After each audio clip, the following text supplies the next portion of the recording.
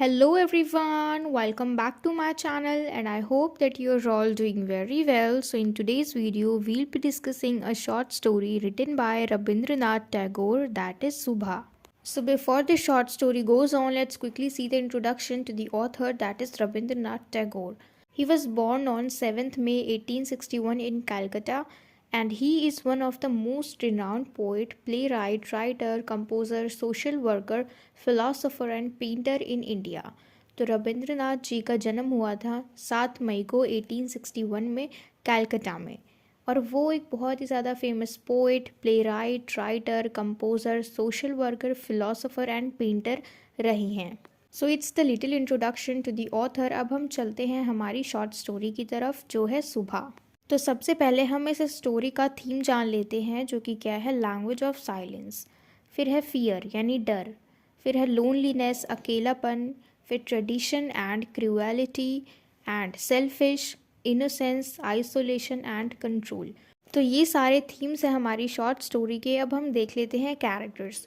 तो सबसे पहला और मेन कैरेक्टर है हमारा सुभा, जिसका नाम है सुभाषिनी और इसी के नाम से हमें ये पूरी स्टोरी का टाइटल मिला है सुभा शॉर्ट में। फिर है इसके पिता जिनका नाम है बनी कांथा जो कि इसके फादर हैं। फिर है इसकी दो बड़ी बहनें, एक का नाम है सुखेशिनी और दूसरे का नाम है सुहासिनी। सुखेशिनी का मतलब होता है ऐसी लड़की जिसके बाल बहुत ज़्यादा घने हो, लंबे हो, चमकीले हो, सिल्की से हो। और सुहासिनी का मतलब होता है जिसकी स्माइल बहुत ज़्यादा अच्छी हो। तो इसकी जो दोनों बड़ी बहनें हैं उनकी शादी हो चुकी है, अब सिर्फ ये अकेली बची है अपने घर में और इसका नाम है सुभाषिनी। और सुभाषिनी का मतलब होता है कोई ऐसा इंसान जो बोलने में बहुत ज़्यादा फ्लुएंट हो, जो अच्छी अच्छी बातें करता हो। यानी एक कहते हैं ना, किसी किसी को स्पीच डिफेक्ट होता है, कोई शर्माता है बोलने में, तो ऐसा नहीं है, ठीक है। सुभाषिनी नाम का मतलब है कोई ऐसा इंसान जो इलोक्वेंट हो, जो फ्लुएंट हो, जो बोलने में अच्छा हो, जो अच्छी अच्छी बातें करता हो। फिर है प्रताप जो कि सुभाषिनी का यानी सुबह का एक फ्रेंड है। फिर है काव जो कि इसकी फ्रेंड है। एक काव का नाम है इसका सरभाषी और दूसरी वाले का है पांगुली। तो ये सारे कैरेक्टर्स हैं हमारी शॉर्ट स्टोरी के। अब हम चलते हैं हमारी शॉर्ट स्टोरी पे। तो ये कहानी एक ऐसी लड़की की है जो कि बोल नहीं पाती, जिसको स्पीच डिफेक्ट होता है। ये बोल नहीं पाती, ये गूंगी होती है, डम होती है और इसी की वजह से इसका कोई भी दोस्त नहीं होता, क्योंकि जो इसकी उम्र के बच्चे हैं वो इसको देख के डर जाते हैं, इसको पागल समझते हैं, फ्रीक समझते हैं। और इसका सिर्फ एक ही ह्यूमन फ्रेंड है, वो है प्रताप जो कि एक लड़का है, ठीक है। और उसके अलावा इसके फ्रेंड्स जो भी हैं वो सारे एनिमल्स हैं। एनिमल्स के अलावा ये अपना टाइम जो है वो नेचर के साथ स्पेंड करती है। तो चलिए शुरू करते हैं हमारी शॉर्ट स्टोरी को। सुबह belongs to a middle class family which lives in a small village of Bengal, Chandipur. तो सुबह जो है ये एक मिडिल क्लास फैमिली से बिलोंग करती है जो कि बंगाल में रहती है, चांदीपुर में, ठीक है, छोटे से गांव में। When the girl was given the name of Subhashini, who could have guessed that she would prove dumb? ठीक है, तो जब इसको सुभाषिनी नाम दिया गया था तो इसको ये सोच के ऐसा नाम मिला कि ये आगे जाके जब बड़ी होगी तो बहुत अच्छा बोलेगी, फ्लुएंट बोलेगी। लेकिन किसे मालूम था कि वो बोल ही नहीं पाएगी। She has two elder sisters, Sukheshini and Suhasini, who had been married with the usual cost and difficulties. तो इसकी दोनों बड़ी बहनों की शादी जैसे तैसे करा दी गई, काफ़ी मुश्किलों के साथ, क्योंकि देखो खर्चा भी होता है शादी करने में, ठीक है। And it is more difficult to get Subhashini married on account of a disability. पर देखो इसकी जो दोनों बहनें थी वो फिजिकली बिल्कुल परफेक्ट थी, ठीक है, उनको कोई भी मतलब कुछ भी प्रॉब्लम नहीं थी, वो लोग डिसेबल्ड नहीं थे, फिर भी उनमें थोड़ी प्रॉब्लम आई। लेकिन इसकी शादी की बात करते हैं अगर हम, तो इसमें ज़्यादा प्रॉब्लम आएगी क्योंकि ये बोल ही नहीं पाती है। And she is referred to as a silent weight upon the heart of her parents.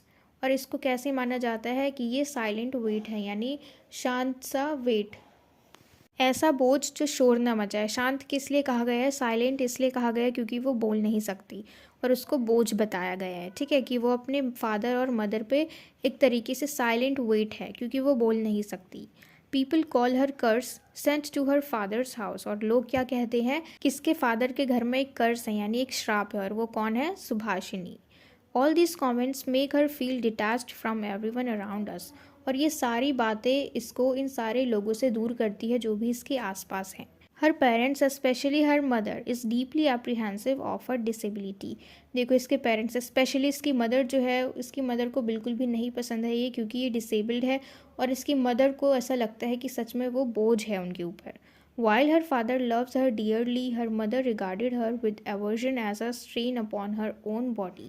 तो देखो इसके फादर जो है इसको अच्छे से मानते हैं, मतलब प्यार करते हैं, लेकिन उसकी जो मदर है उनको लगता है कि ये खुद के ऊपर ही बोझ है, क्योंकि ये तो खुद ही नहीं बोल सकती, मतलब अपने आप में वो परफेक्ट नहीं है। कहीं कहीं होता है ना कि बेटियां बोझ लगती हैं, लेकिन इसकी मदर का कहना है कि ये बोझ तो है ही, उसके अलावा ये खुद के ऊपर भी एक बोझ ही है, क्योंकि वो अपने आप में कंप्लीट नहीं है, ठीक है, वो बोल नहीं सकती इसलिए। Although Subha lacks speech, her eyes, trembling lips, and expressions try to communicate whenever she wants to say something।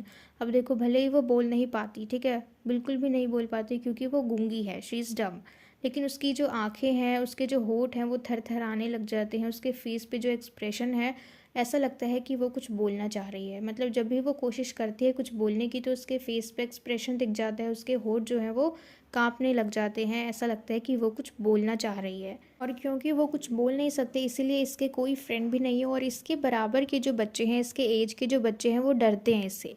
वो सोचते हैं कि क्या ये पागल सी लड़की है, हम क्यों इससे बात करें, ये फ्रीक है, ठीक है, तो इसलिए इसकी कोई फ्रेंड नहीं है। लेकिन अगर फ्रेंड के नाम पे हम देखें तो इसके पास जो काउज़ हैं ये इसके बहुत अच्छे दोस्त हैं। और क्योंकि देखो जो एनिमल्स होते हैं वो भी नहीं बोल पाते, ठीक है, और जो सुभाषिनी है ये भी नहीं बोल सकती, तो इनकी जो बॉन्डिंग है वो बहुत ज़्यादा अच्छी है। सुभाषिनी अगर इशारे से कुछ कहती है तो इसकी जो काउज़ हैं वो रिप्लाई करते हैं, जो उनके सींग होते हैं अपने सींग को वो उसके हाथों पे रब करने लग जाते हैं अफेक्शन को शो करने के लिए, और सुबह जो है ये अपने दोनों हाथों से उनको हक कर लेती है।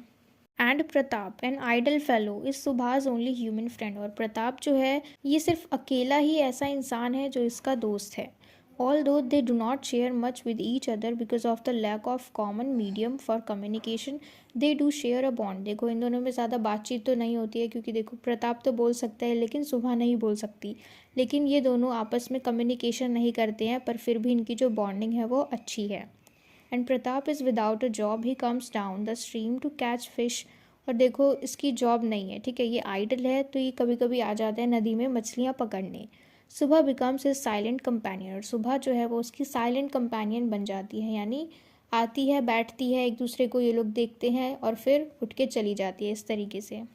और सुबह जो है वो कोशिश करती है प्रताप को ये बताने की कि वो यूज़लेस नहीं है, ठीक है, वो मतलब कभी कभी उसको पान बना के देती है खाने के लिए, और वो हमेशा इसी फिराक में रहती है कि कभी तो उसको मौका मिले कि वो प्रताप की मदद करे, प्रताप को लगे कि हाँ मैं यूज़फुल हूँ। इस तरीके से वो हमेशा मौका ढूंढती रहती है कि कभी तो उसको मौका मिले कि वो इस बात को प्रूव कर सके कि वो भी यूज़फुल है।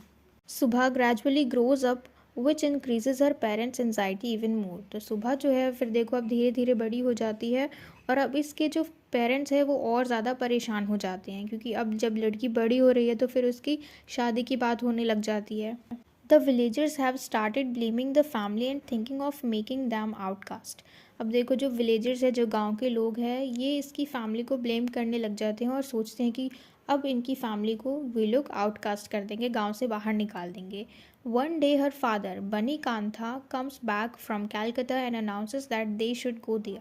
अब एक दिन क्या होता है, जो सुबह के पिता होते हैं वो घर में आते हैं और कहते हैं कि हमें कैलकाटा जाना चाहिए। अब सुबह जो है ये अचानक से चौंक जाती है कि इतना अचानक से ऐसा डिसीजन क्यों ले लिया कि हम कैलकाटा जा रहे हैं। वो बार बार कोशिश करती है जानने की कि ऐसा क्या हुआ, क्या रीज़न है, ठीक है, लेकिन ये पूछ नहीं सकती और ना ही इसको कोई बता रहा है, सारे बिल्कुल शांत शांत हैं।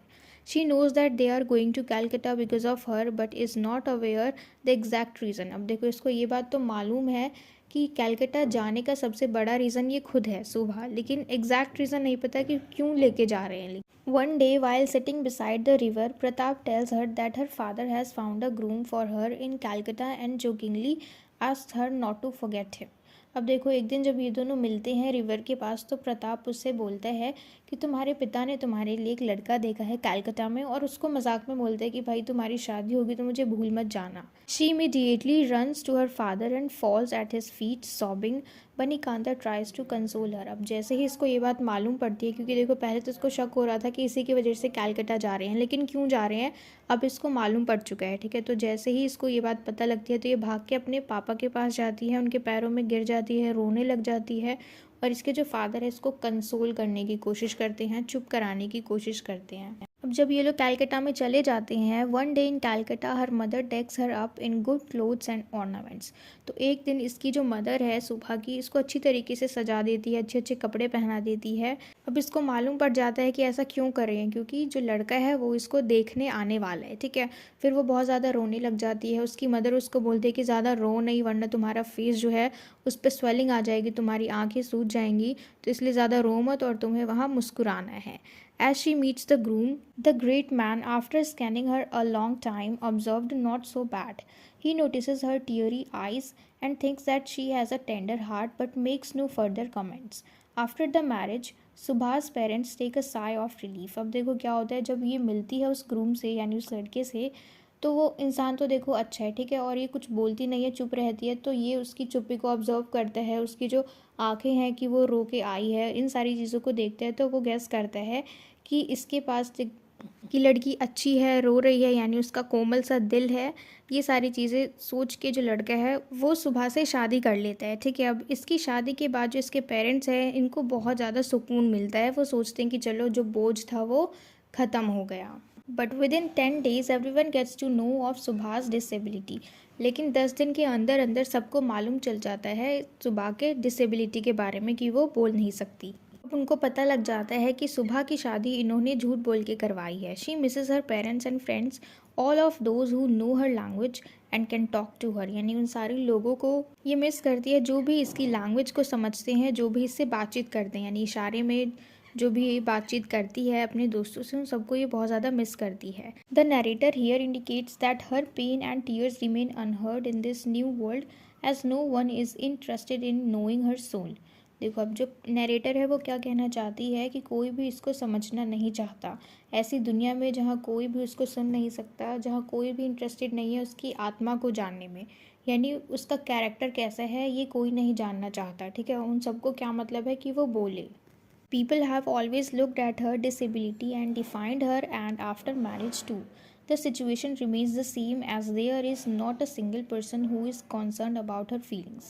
देखो जो लोग हैं वो हमेशा से ही उसको कैसे देखते थे कि वो बोल नहीं सकती, उसकी डिसेबिलिटी को देखते थे, उसके शादी के बाद भी और उसकी शादी से पहले भी। यानी ऐसा उसको एक इंसान भी नहीं मिला जो उसकी फीलिंग्स को समझने की कोशिश करे, उसको देख के चिंतित हो। Except nature and other voiceless creatures nobody searches her heart. देखो सिर्फ नेचर के अलावा और वॉइसलेस क्रीचर्स यानी एनिमल्स के अलावा और नेचर के अलावा कोई भी ऐसा नहीं है जो उसके दिल को देखे, ठीक है। बाकी सारे लोग उसके शरीर को देखते हैं, उसकी डिसेबिलिटी को देखते हैं, लेकिन कोई भी उसके दिल को नहीं देखता। तो एक बार फिर से हम इस कहानी की थीम को देख लेते हैं। सबसे पहला थीम था हमारा लैंग्वेज ऑफ साइलेंस। साइलेंस क्यों कहा गया, क्योंकि ये बोल नहीं सकती, हमेशा शांत ही रहती है सुबह, ठीक है। फिर है फियर, एक डर है उसके अंदर। कैसा डर कि कोई भी उसको एक्सेप्ट नहीं करता, सारे लोग उसको इग्नोर करते हैं, उससे दूर रहना चाहते हैं। फिर है लोनलीनेस यानी अकेलापन, क्योंकि उसका कोई फ्रेंड नहीं है। फिर है ट्रेडिशन एंड क्रूएलिटी, क्योंकि देखो ट्रेडिशन जो है ऐसा है कि अगर लड़की बड़ी हो जाए तो उसको शादी करके भगा दो, उसको घर में नहीं रख सकते अगर लड़की बड़ी हो चुकी है, ठीक है। और उसके पेरेंट्स चाह कर भी नहीं रख सकते, क्योंकि फिर सोसाइटी उस चीज़ को एक्सेप्ट नहीं करती। तो एक तरीके से ये क्रूएलिटी ही है, ठीक है। फिर है सेल्फिशनेस, अपने मतलब के लिए, अपने बोझ को दूर करने के लिए उन्होंने उसकी शादी कर दी और खुद जो उसके पेरेंट्स हैं वो बिल्कुल सुकून की ज़िंदगी जीने लगे, ठीक है। इसको शादी करके भेज दिया और खुद खुश रहने लगे। फिर है इनोसेंस, ये इनोसेंस सुबह के लिए यूज़ किया गया है क्योंकि वो बिल्कुल इनोसेंट है, उसका दिल भी बहुत अच्छा है। फिर है आइसोलेशन, यानी अलग रहना हर किसी से, क्योंकि उसके जैसा कोई है ही नहीं, इसीलिए इसको अलग रहना पड़ता है।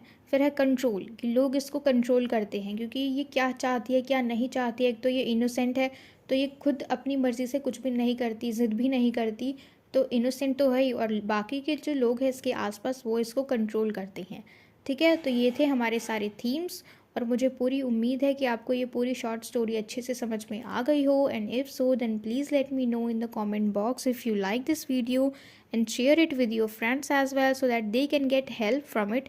And don't forget to subscribe my channel. Until we meet in the next video, keep learning.